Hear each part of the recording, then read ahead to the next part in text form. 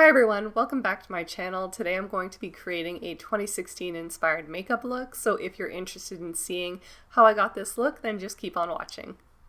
Okay, so first I'm going to go in with MAC Strobe Cream, and I'm going to apply this all over my face. And so what I'm trying to do with this product is, one, give my foundation a little more slip, but also to sort of have this like glow from within looking skin, even though I'm going to put quite a heavy coverage or full coverage product over top of it.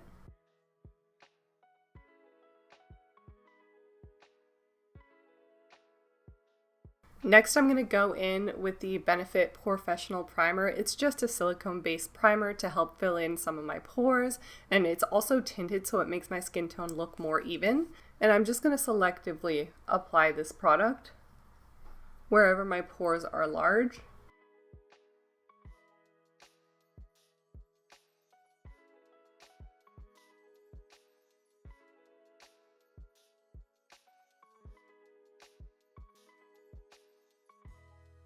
Okay, next I'm going to go in with a color corrector. I'm going to be using this salmon color here.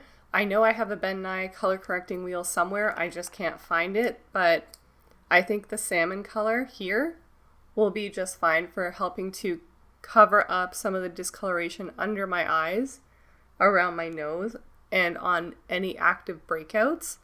These were really big between 2010 and I think 2020 at some point. I remember there were whole palettes dedicated to just color correcting before you applied your foundation.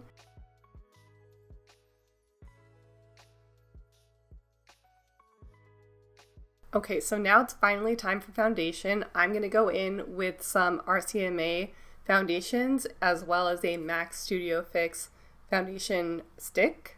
And I'm just going to kind of mix those colors together until I find one that matches my skin tone and is maybe a little bit more yellow toned and a little bit lighter, because I want the yellow to color correct anything that the peach didn't.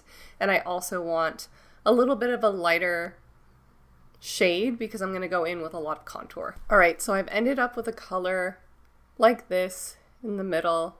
I think it's a decent match for me right now, so I'm just going to take it on my beauty blender and start to sort of pat this into my skin.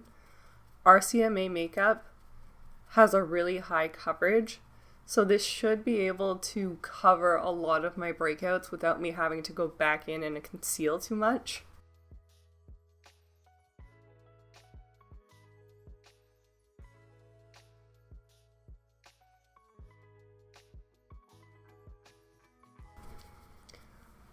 Okay, so yes, that was a lot of foundation, but you can see that it's almost completely taken out any imperfections in my skin, and my skin actually matches my neck skin color a little better right now. And I think that's really important when you're doing 2016 style makeup, which is a more heavy makeup, is that you want to have similar tones throughout your skin. So if you're wearing a sleeveless dress, you want to have the tones that are in your arm and in your chest to also be in your face.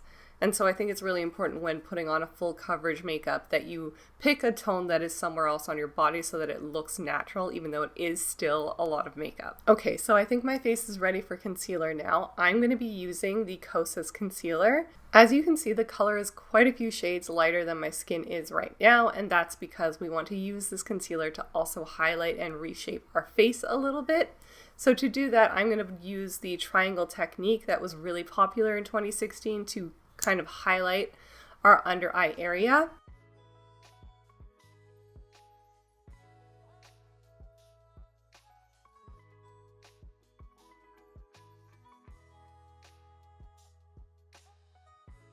And generally, I think this is too much concealer for most people on a daily basis, but the shape is beneficial if you have a square face shape or sort of horizontal angled cheekbones.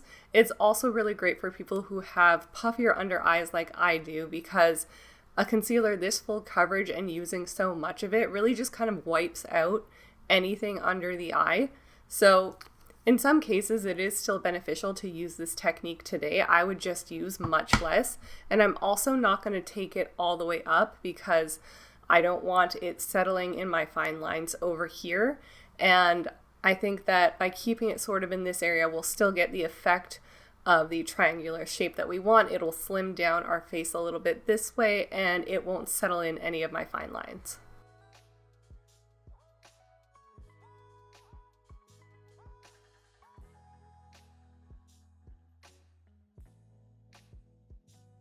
Taking what's left and just sort of adding it to my chin and a little bit on the edge of my jaw and also my forehead here. This isn't a technique I'd usually do for my face shape, but because the color is so drastically different from the contour we're going to be doing and from the actual foundation color, I want to repeat it in different areas of my face so that it looks natural and not sort of stark and out of place. Now blending all the way out to the other corner of our eye. You could also tap this onto your brow bone if your brows aren't done already, and this will kind of act as that like carve out technique, but a little bit softer. And you can see how much brighter my under eyes look already. There's no need to really put in any more color over here. It's all pretty well concealed. I'm going to add a little bit more just under my nose where there is some redness and needs a little more help. I'm also going to add a little bit to the center of my nose right here and the tip just to contour and reshape our nose a little bit.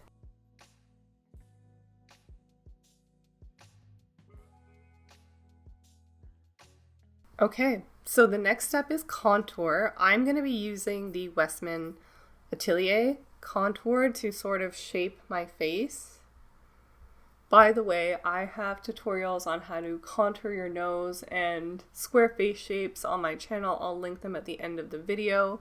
But right now I'm not doing anything specific. I'm kind of just adjusting to my face shape and just throwing on some contour where I can. I'm going to be adding a lot of bronzer over top of this, so we're just trying to create a little bit of shadow before going in with the bronzer. Now taking the side of my beauty blender, the side without the concealer.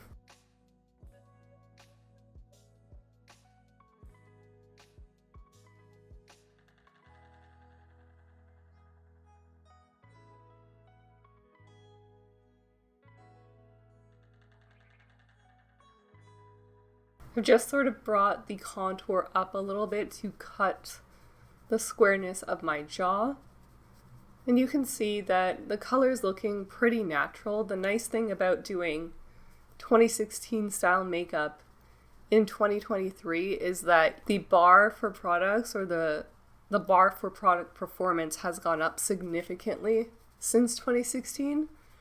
And I feel that the products are a lot easier to work with. I think especially if we talk about the colors available, there's a lot more colors available for people with deeper skin tones.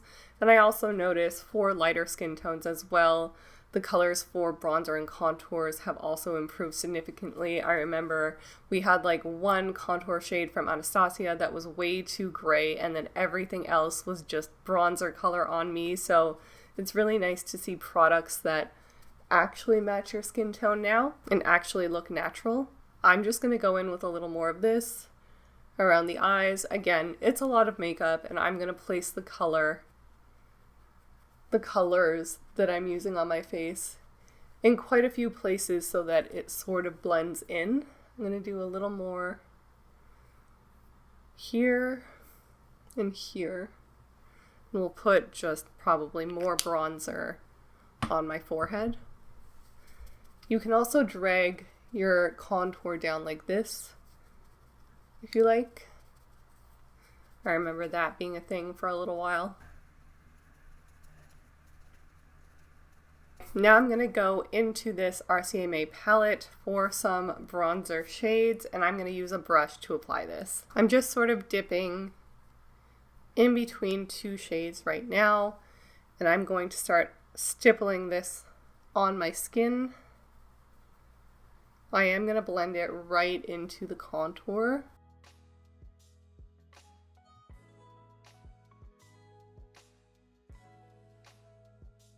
Whatever's left on the brush is going to go sort of in my crease. I don't know if this was a technique back then, but it is just something I like to do with my makeup now, and it is all about using the 2016 style makeup with techniques and products that we have today so we can have a full face of more elevated makeup, I think. So I'm just going to go hit the high points of my cheeks with some bronzer as well. Just warming it up a little. Hitting the top of my nose. I'm just going to tone down the gray slightly over here.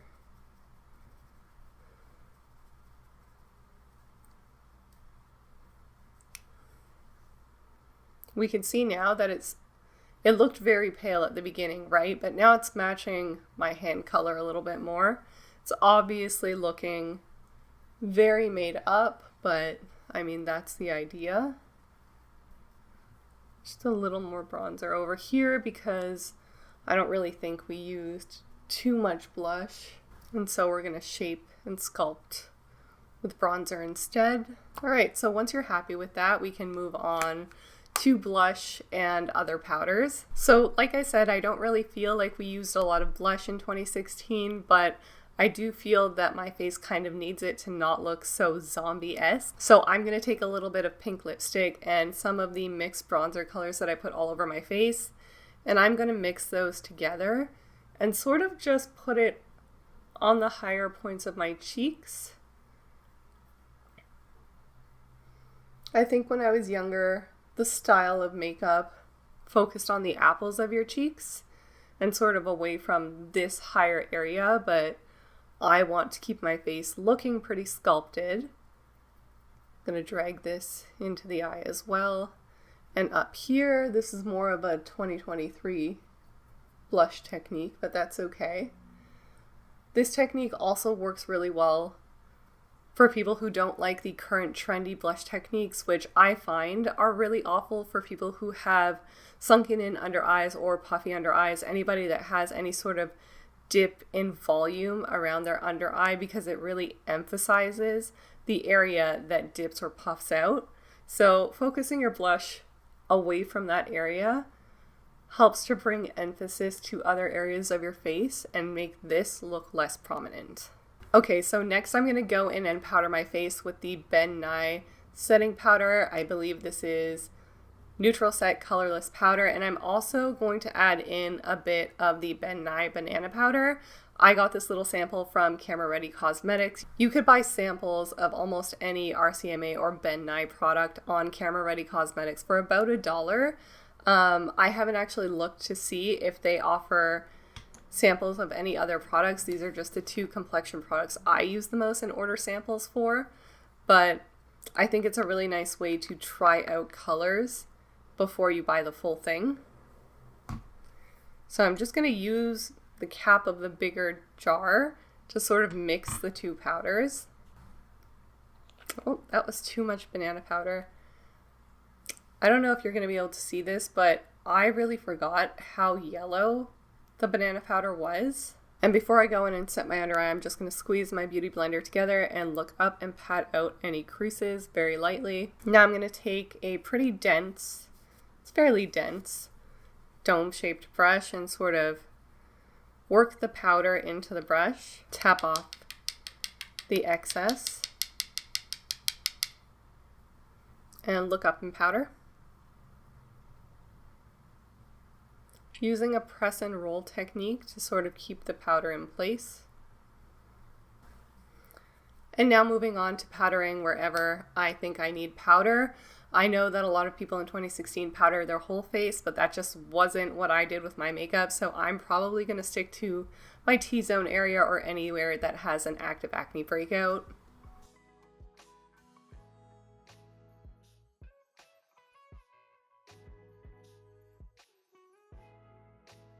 I'm also going to powder through my brows to ensure that the product I use to fill them in actually sticks to the makeup underneath and doesn't slip around too much.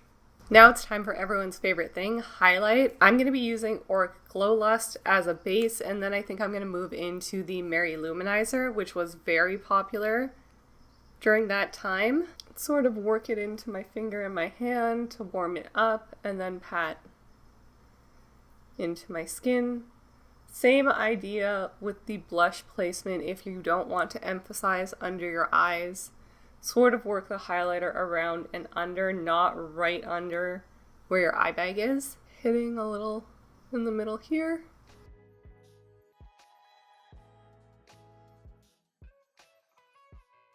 Cupid's bow, of course.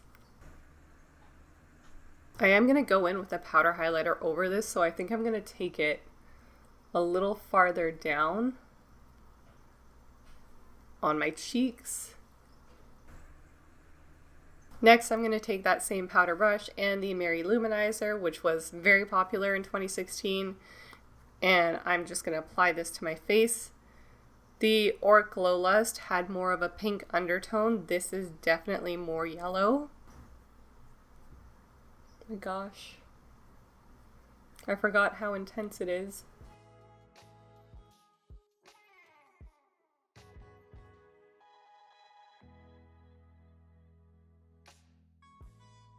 I'm going to drag this down too. I think I might need to put something over it. I do have an idea of what I'm going to put over it. I didn't want to get up to get another product, so I'm just going to take the lipstick that I had on previously, and I'm going to just sort of work this into the highlight. Sort of try to blend them together.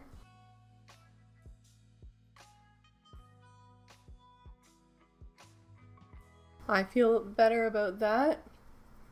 The Mary Luminizer kind of took out, it's so pigmented that it took out the bronzer color that I had put down earlier. But I do think all of these products combined on my cheek is actually very nice.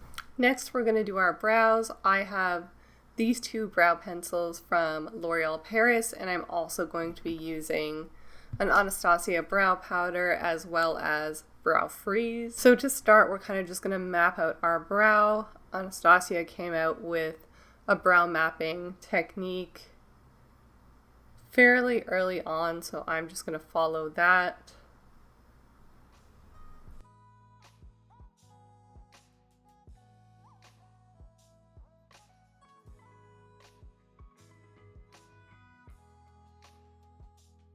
The pencil does a good job of sort of just like filling in any gaps and providing the base shape. I also like using a cool tone color to sort of mimic shadows because this is the first layer of my brow product, so I want it to sort of be the farthest back and look the farthest back, so I'm going to use a cool tone color to mimic shadow.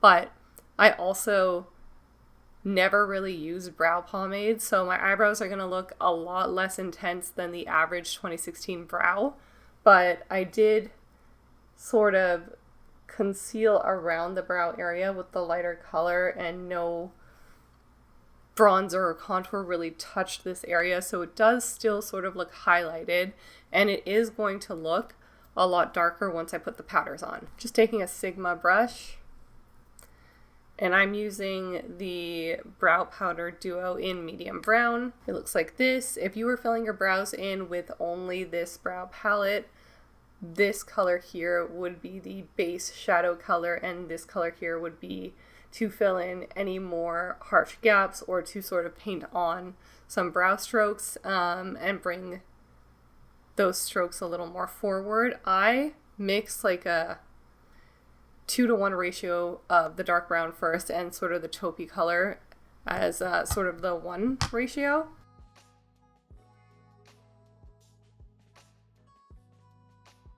Now I'm just kind of feathering this in, starting at the tail of my brow where there is the most patchiness. And then once I have less on my brush, I'll sort of move it to the front to start sort of combining those colors. And once I get to the front, I'll sort of just start flicking up to sort of mimic some soft brow hairs. So it is a 2016 brow in the sense that the tail is much more harsh and much more defined and dark than the front, but it's not because It's not brow pomade that I'm using. It's obviously still a lot lighter than the brow pomade that appears on the skin. This is the Anastasia 7B brush. If you wanted to do hair-like strokes at the front or through the sparse areas of your brow, you could with this. I've just dipped it into the darker color, and I'm going to put a few strokes for good measure just at the front. Next, I'm going to take a little bit of brow freeze and sort of just run it through my brow hairs to keep them in place.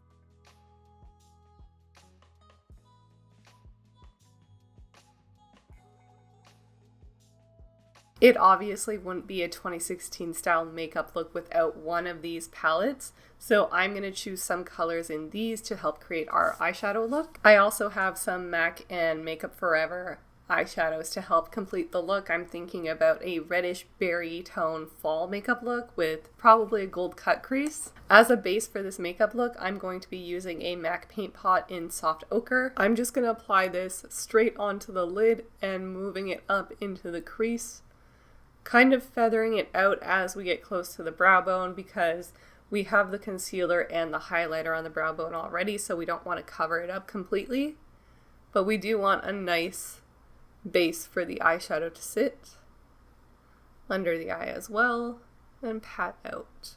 On a big fluffy paintbrush, I'm just going to take the color Kid by MAC and buff that into my crease, and that's going to act as a nice transition shade and sort of also a little bit of a contour shade for our crease. And I think this is going to really help to sort of blend those berry tones into my skin. And I'm not really meaning to define my crease with this. We're going to do that later, but I do just want to swipe it all over so we have a transition. Also, I have a lot of space between my crease and my eyebrow, so I'm using quite a big fluffy brush to do this. If you have less space in that area, you're going to want to use a smaller blending brush to apply this product. Now on a smaller blending brush, I'm just going to pick up a little bit of a warmer brown. This is the color Birch from the Sultry palette. And I'm just going to blend that into the crease. Again, not defining anything, but just creating another layer of transition color. We are going to be using a berry. I don't want it to sort of just stop harshly, because that's going to be pretty hard to blend out if the color just has nothing else to go into. So I'm keeping this color more contained than I kept the color Kid by MAC, but once I put the berry color on my lid, you're going to see that it's going to be a lot easier for me to blend out up here now that I've got those two transition shades. Taking the same brush that I applied the Soft Ochre with, I'm going to dip into the Subculture palette and pick up the color All Star and start putting this on the outer corner of my lid, just patting to avoid fallout.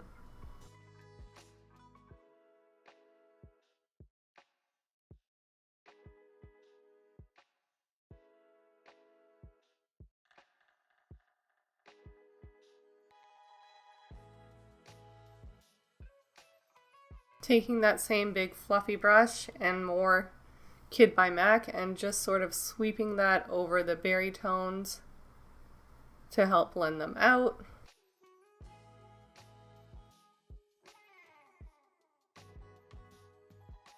Next, I'm going to take a dome sort of precision brush and I'm going to dip into Parallel from the Prism palette, and this is going to go on the outer V of my eye.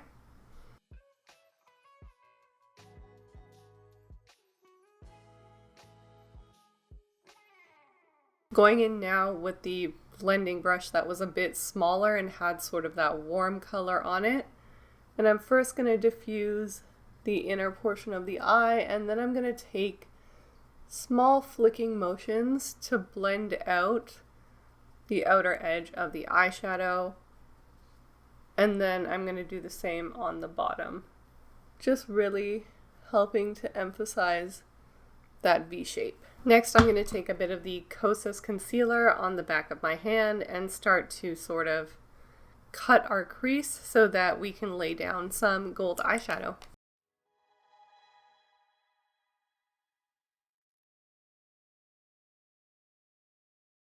If you get to this point and you find there's not enough of a crease, you can just wipe off your brush, the dome-shaped brush that you used for a little bit of detailing, and sort of go around the concealer shape that you just created to make the cut crease look a little bit more intense. Now I think I'm going to take a little bit of the color Steampunk from the Sultry palette, and I'm just going to spray it with some Fix Plus and pat that on the inner portion of my lid.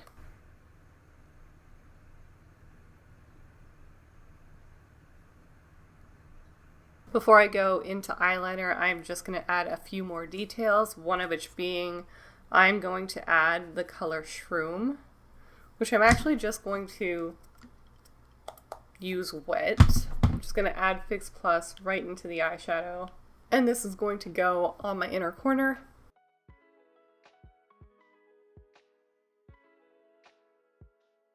Actually, I'm going to put white and then gold on my waterline because those were the only two options in 2016. But I think I'm going to put white first, put the gold over it so it doesn't look so deep, because the only gold I have is this color by NYX called Glitzy Gold, and it's sort of like an old gold. It's pretty dark. So first I'm going to go in with the white, add the white to my inner corner, then I'm going to go in with the gold on my waterline again, and then I'll go back in with Shroom on the inner corner.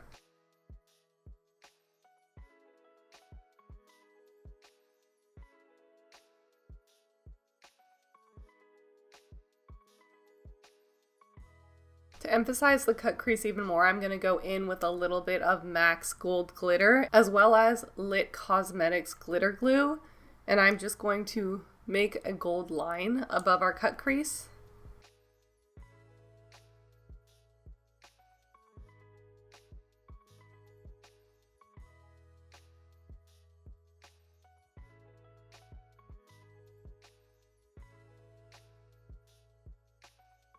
Kind of like that you could see this when my eyes open, so I sort of just dragged it up a little bit, even though I know that's technically not part of a cut crease look, but I just had some fun and I really liked it.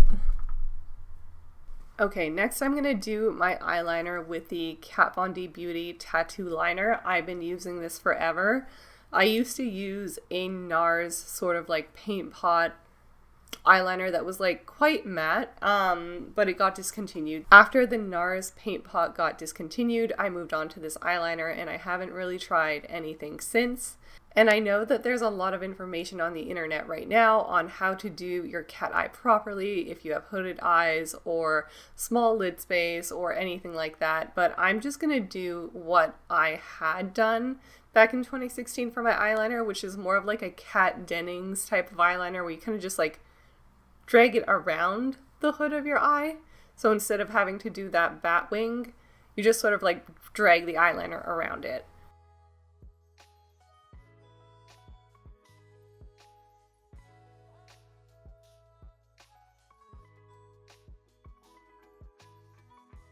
So you can see that my wing sort of comes out a little bit later than it really should, and what I've done is just sort of avoided the fold. Okay, so I sort of just did the second eye off camera, and before I go in with lashes and mascara, I'm just going to give myself a nice spray of Fix Plus.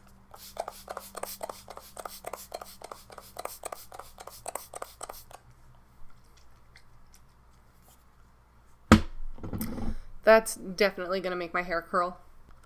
I think I'm going to try to go in with the Ardell Baby Wispies. These are a pair of lashes that I've used multiple times. They're kind of a cat eye because they have more volume on the edge.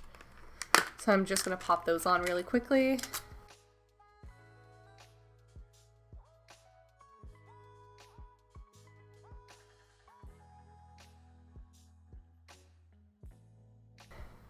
Next, I'm going to blend everything together with some mascara. I'm using the L'Oreal Paris Paradise Mascara.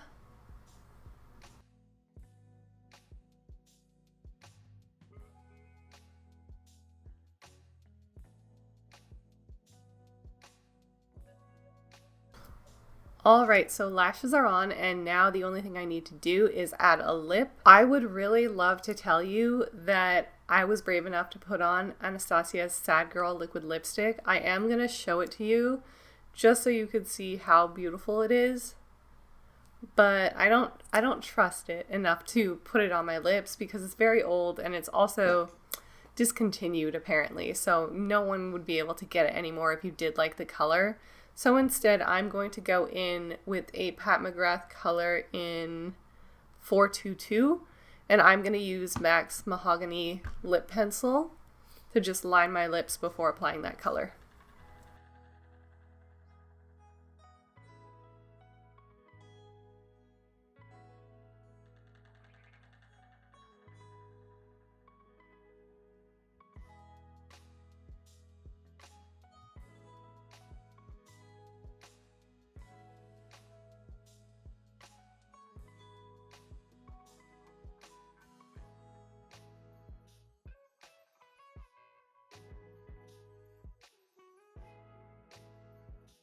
Alright everybody, so this is the final look. I really like how it turned out. I hope that you guys do too, and I hope you learned some new techniques or some, new color combinations or something that you could apply to your own makeup looks in the future. Thank you so much for watching, and I'll see you again next time. Bye!